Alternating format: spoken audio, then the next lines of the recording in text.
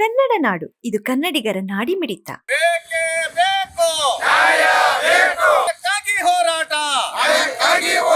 ಸಾಗುವಳಿ ಮಾಡುತ್ತಿರುವ ರೈತರಿಗೆ ಹಕ್ಕು ಪತ್ರ ಕೊಡಲೇಬೇಕು.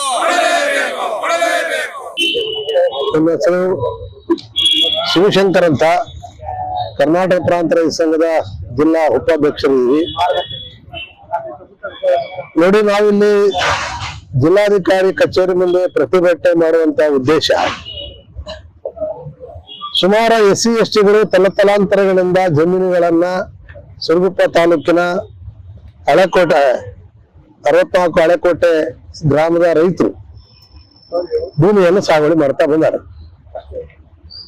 ನೋಡಿ, ಆ ಸಾಗುವಳಿ ಮಾಡ್ತಕ್ಕಂಥ ಭೂಮಿ ನಾನಾನಂದ ಮದ್ರಾಸ್ ಮತ್ತು ವೇಣುಗೋಪಾಲ್ ರಾವ್ ಅನ್ನುವಂಥ ಹೆಸರಿನಲ್ಲಿರ್ತಕ್ಕಂಥ ಜಮೀನು. ನೋಡಿ, ಈ ಜಮೀನನ್ನ ಕೆಲವು ಪಟ್ಟಭದ್ರ ಹಿತಾಸಕ್ತಿಗಳು, ಅಲ್ಲಿರ್ತಕ್ಕಂಥ ಸಬ್ ರಿಜಿಸ್ಟ್ರಾರ್ ಯಲ್ಲಾರೆಡ್ಡಿ ಮತ್ತು ರಾಮನಗೌಡ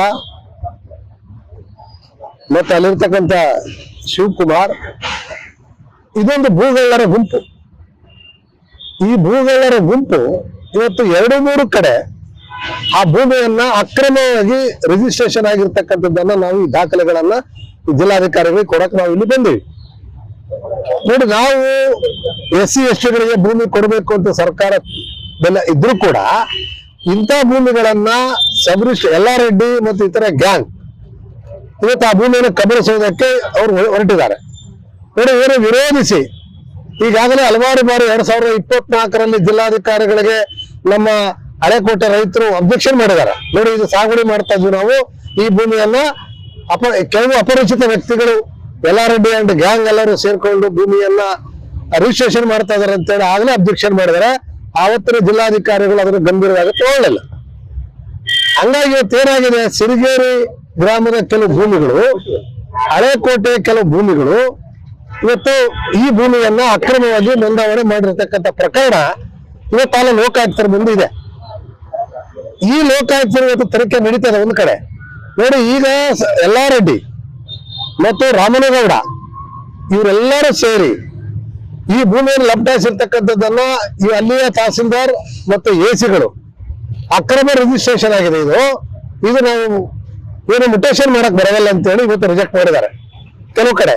ನೋಡಿ, ಹಳೆಕೋಟೆಯಲ್ಲಿ ಇವತ್ತು ಈ ಜ್ಞಾನಾನಂದನ್ ಏನಿದ್ದಾರೆ ಅವ್ರು ಮತ್ತು ವೇಣುಗೋಪಾಲ್ ಇವ್ರು ಯಾರು ಕೂಡ ಜೀವಂತವಾಗಿಲ್ಲ.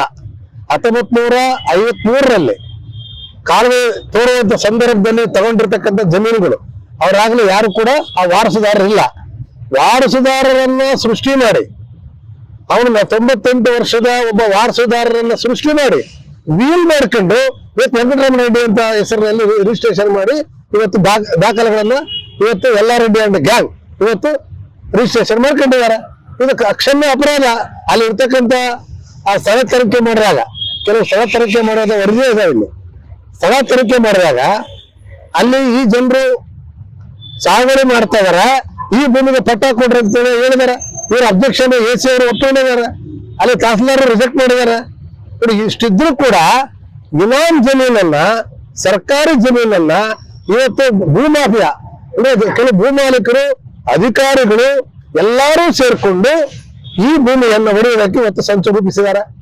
ಹಂಗಾಗಿ ನಾವೇನ್ ಹೇಳ್ತೀವಿ, ಈಗ ಸಬ್ ರಿಜಿಸ್ಟ್ರಾರ್ನ ಮೊದಲು ರಜಾ ಮಾಡ್ರಿ, ಸಸ್ಪೆಂಡ್ ಮಾಡಿ, ಆಮೇಲೆ ಅಲ್ಲಿರ್ತಕ್ಕಂಥ ಅಧಿಕಾರಿಗಳು ಇದರಲ್ಲಿ ಯಾರ್ಯಾರು ಶಾಮೀಲಾಗಿದ್ದಾರೆ, ರಾಮನಗೌಡ ಇರ್ಲಿ, ಮಹಾಂತೇಶ್ ಇರ್ಲಿ, ಅವನು ಶಿವಕುಮಾರ್ ಇರ್ಲಿ, ಯಾರಿದಾರ ಅವರನ್ನ ನಾವು ಗುಡ್ಡ ಕಾಯ್ದೆಯಲ್ಲಿ ಅವ್ರನ್ನ ಬಂಧಿಸು ಅಂತೇಳಿ ಈಗಿನ ಜಿಲ್ಲಾಧಿಕಾರಿ ಹೇಳಿದ್ರು.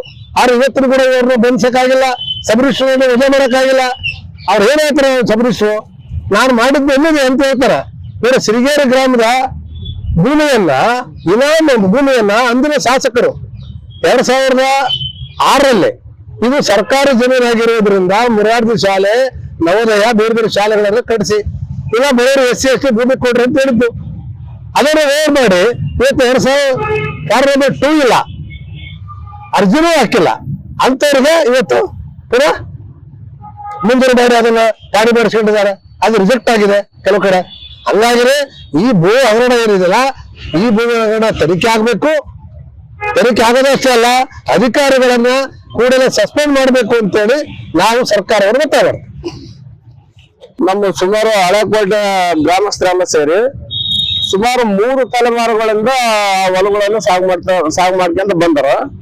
ಇವಾಗ ಆ ಜಮೀನುಗಳಲ್ಲಿ ಬೇರೆ ಯಾರು ನಮ್ದಂತಂದೇ ಬಂದಾರ, ಆ ಮೂಲ ಪಟ್ಟದಾರು ಯಾರು ಅಲ್ಲಿ ಇಲ್ಲ, ಬೇರೆ ನಮ್ದಂತಂದೇಳಿ ಇವಾಗ ಅವ್ರನ್ನ ಬಿಡಿಸೋದಕ್ಕಂತಂದೇ ಬಂದಾರ. ಅವೆಲ್ಲ ದಾಖಲೆಗಳನ್ನು ಸೃಷ್ಟಿ ಮಾಡಿದಾಗ ಅವೆಲ್ಲ ದಾಖಲೆಗಳನ್ನು ನೋಡಿ ನಾವು ಮೊದಲಿಂದ 3 ತಲೆಮಾರುಗಳಿಂದ ಮಾಡ್ಕೊಂಡು ಬಂದ್ವಿ. ಹಂಗಾಗಿ ನಾವು ಈ ಭೂಮಿ ಬಿಡಕಲ್ಲ ಅಂತಂದೇಳಿ ಅಲ್ಲಿ ರೈತರು ಗಟ್ಟಿಯಾಗಿ ನಿಂತ್ಕೊಂಡಾರ್ಕಲೆ ಬೇರೆ ಬೇರೆ ಇಲಾಖೆ ಕಡೆಯಿಂದ ಅವ್ರನ್ನ ಒಕ್ಕಲೆಬ್ಸ್ಬೇಕಂತ ಒಂದು ಪ್ಲಾನ್ ನಡೆದೈತೆ.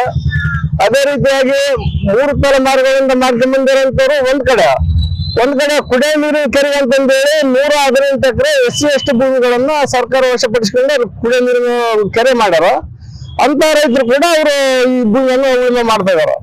ಹಾಗಾಗಿ ಉಳುಮೆ ಮಾಡ್ತಕ್ಕಂತ ರೈತರನ್ನ ಎಲ್ಲಾರನ್ನ ಒಕ್ಕಲೆಬ್ಬಿಸಿದರೆ ಎಲ್ಲರಿಗೂ ಹಕ್ಕುಪತ್ರ ಕೊಡ್ಬೇಕಂತಂದು ನಮ್ಮ ಈ ಹೋರಾಟದ ಮುಖಾಂತರ ತಿಳಿಸ್ತಕ್ಕಂಥ.